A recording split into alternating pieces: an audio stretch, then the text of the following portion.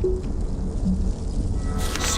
of the tomb of Tal Rasha will find it through the portal, but know that the glowing glyphs recorded here in my Arcane Sanctuary are the signs of the 6 false tombs.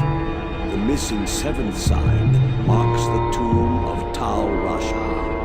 Of the Herodrum, he might be called the foremost. It was a shining but brief moment for the mage clans, when they set aside their differences and worked together against the common enemy. The Herodrum relentlessly pursued the 3 across the desolate empires of the East, and even into the uncharted lands of the West, leaving the Archangel Tyrael's hands unblemished. Presuming the 3 to be vanquished, the Herodrum's unstable fellowship began to dissipate.